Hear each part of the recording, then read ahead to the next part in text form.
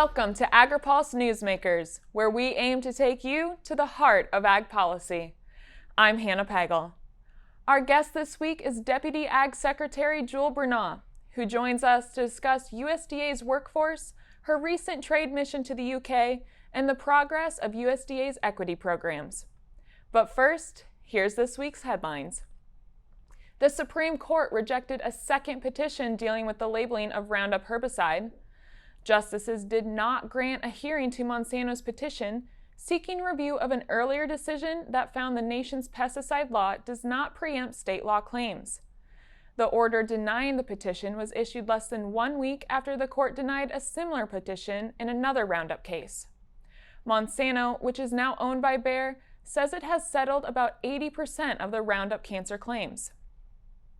The Department of Agriculture says it has distributed more than $4 billion in emergency relief program payments. That makes up 2/3 of the $6 billion the department plans to send in the first wave of the program.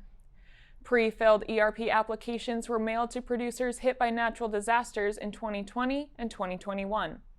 USDA also plans to release a second batch of funding for producers who lack the crop insurance data to receive a pre-filled application. USDA says commodity and specialty crop producers have until July 22nd to complete applications. In other USDA news, department officials wrapped up a trade mission in the United Kingdom this week. Improving trade relations with the UK has been a high priority for American farm groups since it officially left the European Union 2 years ago. But there has been no formal agreement to address things like tariffs and U.S. food safety practices.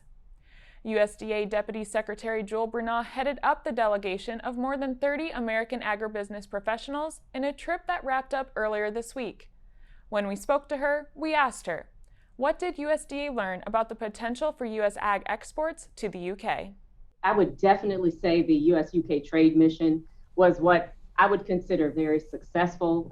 We went on the trade mission with a primary goal of really trying to ensure that we could get high quality food and agricultural products from the US to the UK. Going into that conversation, we realized that there were some potential points of discussion around tariffs, trying to reduce tariffs, non-tariff barriers, and just thinking about some of the old practices of the European Union that still influence the UK. We knew going in that we were going to have to encourage the use of science-based and data-driven decision-making in terms of their food and ag policy. So we raised those issues. And another goal was to encourage the UK to sign on to the Sustainable Productivity Growth Coalition, the SPG coalition, and had good outcomes. 21 US companies participated. There were more than 235 business meetings with over 40 UK buyers. And so we're still going to determine what the projected sales results are within the next couple of weeks from those interactions. But we did get Secretary of State Eustace to sign on to the SPG coalition. He is the Secretary for Environment, Food, and Rural Affairs, and he announced that he signed on at Parliament. So that was incredibly exciting to have him a member of that really important conversation. And in terms of the UK's work in genetic technology and precision breeding, they have a bill that they're considering signing, which really focuses on biotech. And we know that the work there with gene editing and gene modification is extremely important and could further improve our interactions. They are really optimistic about moving forward with that bill. And lastly, we had some very good conversation about how we could work together to improve the perception of U.S. agriculture in the UK, inviting them to come and witness our efforts to safely and securely deal with animal welfare, raise our products, and how and why we have the safest food and ag products in the world. Mm-hmm. So pivoting the conversation a little bit, there's been a lot of changes in the U.S. workforce post, the COVID-19 pandemic. How has that dynamic impacted USDA staffing levels? Well, we went to a maximum telework posture during the pandemic, and I think that was a big change for everyone, having to very quickly deliver the same level of service using telework as a platform as opposed to physically being in the office. And I think we joined our other federal agencies and partners in doing that. And we moved to that process. And one thing that we are very proud of, especially in our field-based offices, where we have our FSA, our NRCS, and rural development offices all across the United States, in that challenge, we continue to see high levels of productivity in delivering programs. Now, was that easy? It absolutely was not easy, but we're very proud that our staff continue to work hard to deliver those services. Now, transitioning back to the physical workplace, that's another big deal. We started that process for our senior leadership in February, at the end of February. The remaining employees began to transition at the end of March. They were given at least 45 days notice before returning to the workplace. We were able to get most back on, but we knew we had to have some negotiations with more than our 80 bargaining units. So all negotiations there were completed in June. And we will ensure that we'll have a re-entry completed for all of our employees by mid-August. So we are most of the way there. We're emphasizing safety because we know that our workforce is very important. It's a top priority. We're also continuing with flexibility and innovation in our work schedules, understanding that we have to deliver on our mission. So, as more employees return back to the physical workplace, we'll monitor the transition rates, make sure everyone is safe, but we're going to continue to keep people safe while focusing on high productivity and offering up to 8 days per pay period for telework options for those who qualify. Mm-hmm. And would you say Congress has given you enough money to kind of help address with staffing as these employees come back to the office? We're very grateful for all of the money that Congress has provided. And what we're doing in cases of where we see that we have some needs, we are identifying what those needs are and making sure that in future budgets that we can convey that information. I mean, we are very appreciative of all the funding through the various funding streams that we have been provided to address that. But if, certainly everyone's kind of grappling with IT needs, with office space utilization, and we are looking at how we can be more efficient in what we are doing so that we don't have to have additional requests that are unnecessary. So as we look to future funding, we're looking at enterprise approaches to IT systems that can help everyone. We're looking at the effective use of office space and how we can combine workspace. And so certainly we're doing our due diligence to try to be efficient, but we are also prioritizing what additional needs are as we try to transition people to a new work environment. We'll be right back with more from Deputy Secretary Bronaugh right after this. Regenerative poultry production is a process by which nature can actually recapture and restore the energy that is being taken out of a space. Farm Credit helped Rahi build his dream of regenerative poultry farming and encouraging fellow immigrants to find community in agriculture. Nothing beats a farm. I'm just pursuing happiness. Learn more at farmcredit.com/beginning. Welcome back. In the early days of the Biden administration, Ag Secretary Tom Vilsack said addressing racial equity concerns was going to be a big priority at the department. Since then, the department has been seeking out stakeholder input and making internal equity assessments at different branches of USDA. We asked Deputy Secretary Bronaugh what the department has learned thus far. In terms of racial justice and equity, we've been laser focused on work through multiple work streams of equity. We kind of have several pillars as we look at how we can make sure that we have a workplace that really addresses our efforts and our ongoing efforts on equity. Of course, you are probably very familiar with the Equity Commission that we receive funding to support through the American Rescue Plan. That's kind of our external look from outside stakeholders who are taking a comprehensive look at us in terms of all that we're doing to advance equity. But we had already begun to take a look at our equity efforts. And of course, this was spearheaded by the Biden-Harris administration. But we have equity action plans that we have developed, which are highlighted in terms of the services that we can offer to our customers in a fair and equitable way. And as part of that, we focused on technical assistance, being able to provide technical assistance through partners that are trusted by many of the underserved communities we serve. We have really tried to reduce barriers to ensure we have equitable access to programs like our USDA nutrition programs. We're looking at equity in federal procurement. We're also looking at upholding our federal trust and treaty responsibilities with Indian tribes, and really committing to work towards civil rights, ensuring civil rights for everyone. So those are efforts that we're doing. And we have a DEIA strategic plan that has allowed us to focus on how we can really have a diverse workforce, a strong workforce that's going to make us strong in terms of diversity, equity, inclusion, and accessibility. So those are things that we're doing in addition to the work of the Equity Commission that is going to really hold our feet to the fire in how we deliver to audiences who have been discriminated against in the past. Mm-hmm. And speaking of the Equity Commission, so they're set to, roll out their recommendations to USDA in late 2022. Is the commission still on track to meet that deadline? Oh, we are 100% on track. We launched our first meeting virtually at the end of February. We have 15 very highly qualified members of the Equity Commission. We have, I'm the co-chair alongside Arturo Rodriguez, who is President Emeritus of the United Farm Workers. And we have an Ag subcommittee that's comprised of 15 members, 2 of whom will be serving as liaisons to the Equity Commission. We've already met. We've had 2 meetings, one virtually, one face-to-face.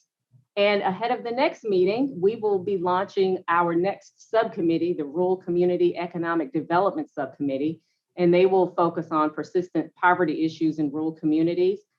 During the first 2 meetings, we have talked a lot about some of the historical reports related to racial discrimination in the past. There were over 700 recommendations that have come out of those previous reports, and so we are providing the status updates and where those recommendations are. The committees also has begun to identify ideas for an interim report. They have come up with 40 ideas thus far that could potentially become recommendations, and we will know more at our next meeting about what that interim report will look like. So we are excited about the next meeting that we can continue to do our work, but we are 100% on task with all of our goals. And that's something that Secretary Jewel Bronaugh and I do not want to get off of.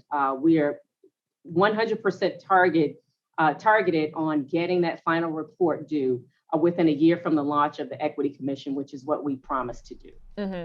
And just real quick here before we let you go, how do you think this is an area that USDA could set an example for the rest of the agriculture industry? I think when we talk about looking at racial justice and equity from all vantage points, one, we're looking inwardly and outwardly. I think one of the things that we have done that I feel is the first step is how we have been very vocal in acknowledging our past history. And I think that's the first step towards changing your future. So we fully acknowledge the past discrimination, the impact that has had on multiple audiences, and we take responsibility for that. Now we are working to correct the wrongs, and that's just not only in terms of the folks that we serve. We're looking at how we can do that internally, even with the people that we are hiring and we have on staff. This is probably one of the most diverse leadership teams that we've had at USDA in terms of senior leadership levels. That shows the investment we've already made in leading change in this space at USDA. And there's no doubt under the leadership of Secretary Jewel Bronaugh that we are going to be very successful here. So as we continue to launch our multiple streams of work and make these changes internally, we're already setting ourselves up for success. So I'm very optimistic that you will begin to see change that's going to pay forward years into the future. Deputy Secretary Bronaugh, thank you so much for joining us today.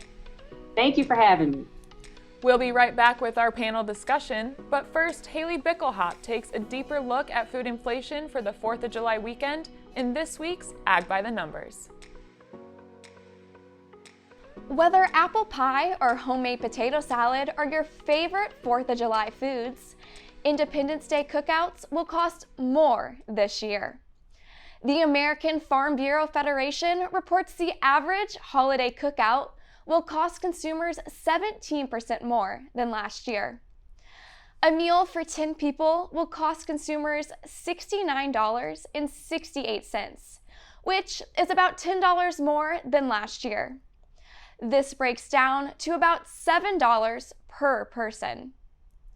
Ground beef has increased the most of any of our picnic staples, rising about 36%. Boneless, skinless chicken breasts cost 33% more, as do pork and beans. Only 3 items on the AFBF survey lowered in price. Strawberries now cost 16% less, sliced cheese decreased in price by 13%, and potato chips are 4% cheaper. Why such an increase in prices? Farm Bureau Chief Economist Roger Cryan says there is too much money in the economy, increasing demand and driving food prices higher. Other products that have increased in price include fresh squeezed lemonade, homemade potato salad, hamburger buns, vanilla ice cream, and chocolate chip cookies. For this week's Ag by the Numbers, I'm Haley Bickelhop. Farmers are always there for each other. We shed tears together, we celebrate together, but we also grow together. Farm Bureau is the largest general farm organization in the country. We have the farmers' back. If you're a farmer and you're not a member, we would welcome you into our Farm Bureau family. And if you want to know more about agriculture, come be part of this great family. Welcome back to Agri-Pulse Newsmakers. For this week's panel discussion, we are joined by Gary Matteson with the Farm Credit Council, Jeremy Peters with the National Association of Conservation Districts, and Mark Stewart with Agriculture Future of America. Guys, thank you so much for joining us today. So Gary, to kick off the interview here, as a member of USDA's Equity Commission, what would you say has been one of the biggest surprises that you have seen about where diversity and equity stand in American agriculture? Well, it's always hard to know what you don't know, and being on the Equity Commission now, having had some phone calls and a meeting in person, I'm just startled by the degree of equity experiences and life experiences that my fellow Ag subcommittee members have. That was fairly surprising. Back to what I said, you just don't know what you don't know until you find out. But it's a group of people who are all fairly concerned about accomplishment and integrity in the discussions that we have. So I feel like we're going to be able to offer some recommendations to USDA that will be effective. And can you kind of share what maybe some of those recommendations are thus far? Well, that would get me in trouble. I'm sorry, I can't do that. I've been coached by USDA that prospective pronouncements are not appreciated. But I'd think that in a large part that thinking about the processes of USDA and in terms of customer service is my personal way of thinking about how to help USDA improve what they're doing. So that's the personal perspective I'm bringing to the subcommittee. Mm-hmm. And Mark, you have a lot of students in your membership who are getting ready to join the agriculture workforce. What kind of things are you hearing from them about the career environment that they are hoping and looking for as their next career? Yeah, well, again, thanks for having me. I think we look at things from a generational standpoint, and college students today are affectionately known as Gen Zers, and they have a great deal of passion for a values-based workplace, and they can sniff out inauthentic people or workplaces. And so it's just going to be an interesting time for young people, and especially as industry is trying to adjust and attract top talent, and it's competitive as it's ever been for talent. They have to figure out how to adjust and create equitable workplaces, allow young people to see themselves in their work culture, and it has to be authentic, more so than ever before. And so I think we sit between industry and young people, and so these are the conversations we hear, and we see all sorts of different initiatives.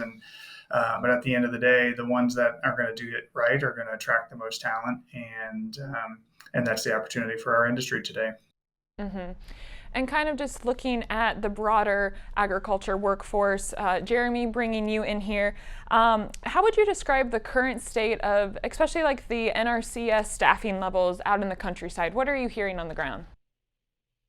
Yeah, we're definitely seeing an increase in terms of the number of positions that are being filled, which is a good thing. There's like with most all sectors, there's been the workforce challenges the last 2 years with a large number of retirements or people leaving positions for other opportunities, and conservation has certainly not been immune to that. But we are seeing an increase in hiring, especially in the local offices, where the customer experience is just so important. The demand continues to increase for conservation assistance. And so we want to make sure that we've got the highly skilled, highly trained workforce that is ready to respond to the challenges that they're seeing in their local communities. We'll be right back with more from our panel right after this. Looking closer, seeing further. That's how we do it. At Curious Plot, we're driven to find what's next for agriculture, animal care, and food. We stay curious because that's what it takes to grow understanding. That's how we plot strategies and tell stories that get results time after time. Marketing, communications, and consulting that look closer and see further. Curious Plot. We can't wait to help you tell your story. Welcome back. Our panel discussion continues by taking a look at the current job placement rate for graduating students. We pay attention to the report that USDA and Purdue puts out every year and show it. It's the most recent one is the 2020 to 2025 report, and it definitely shows a deficit when you look at students coming out of true food, agriculture, environment, natural resources type careers. So we only have about 60% of graduates to fill the open roles in an annual cycle for jobs. The other 40% roughly is filled with allied degrees. So students that aren't going through the traditional ag schools and have some sort of an allied degree program. So it's doable. Industry is getting more creative about where they attract students from. So they're not necessarily always relying on the colleges of agriculture or land grant systems. And then you throw on a whole sort of other issues that we're going to face probably over the next decade. Fertility rates have been dropping, and so there's a lot of institutions that are really worried about enrollment and the decline in that enrollment. When you think about this conversation and diversity, equity, and inclusion, there have been dropping trends in males enrolled in colleges and post-high school degree programs. So that's concerning. You have COVID and its impacts, and so a drop in international enrollment for international students. So there's a lot of things going on. At the end of the day, yes, there is a deficit with students in true ag, natural resources, food related degree programs. And our opportunity as an industry is to figure out how to attract more students, especially minorities, underserved populations, and men into those programs. And Gary, the Farm Credit Council has taken on its own effort to attract more diverse array of internships. What have you learned there that might benefit the rest of the agriculture industry? Well, I think what agriculture needs to picture to help address this recruitment problem is that we're not going to keep getting a supply of farm kids to work in our agricultural organizations for organizations like Farm Bureau. You have to look beyond who you would normally think of being a candidate for either a hire or, for us, also for a beginning farmer customer. So that's led us to do some things that we've never done from the national level before, like job fairs, virtual job fairs, of course, for the last few years, and a launching leaders program that involves paying a stipend in addition to what our local farm credit associations around the country would pay their paid interns over summer. So we sort of bump that up with some extra cash to fill in the holes of how do they get to that new job, how do they rent an apartment, that sort of thing. So we're really trying to look beyond not just what we do, but also who we are aiming those programs at, and cooperating with groups like, of course, AFA for a long time, but also Manners as another group that would get us to a more diverse audience. Mm-hmm. And are you finding there to be a steady flow of applicants to those internships? Yes. Yeah, funny thing, you let somebody know that there's such a thing as farm credit out there, and gosh, it's a great way to learn about finance and get some skills and try out a job. Essentially, is what our summer interns are really doing, and people respond well to that. We've really had some stellar candidates from our outreach to the Native American community through the Native American Youth Summit every year. So, you put some breadcrumbs out there and say, hey, we got a great deal, and all of a sudden they're folks that are just knocking on your door and wanting to get the experience that can be provided by an organization like Farm Credit. Mm-hmm. And Jeremy, to kind of wrap up our discussion here, going back to the local staffing levels out at those NRCS levels, how does NACD want the government to approach its local staffing needs? What resources is needed out there? Yeah, very good question. And, we're doing a lot at the national level, similar to Farm Credit and to AFA, really looking at what are the future needs? Where are the areas that capacity is needed? We've been investing heavily the last 5 or 6 years in urban agriculture through technical assistance grants in partnership with NRCS to make sure that there's technical capacity in areas where urban agriculture is so popular. But also looking at the needs across all the country.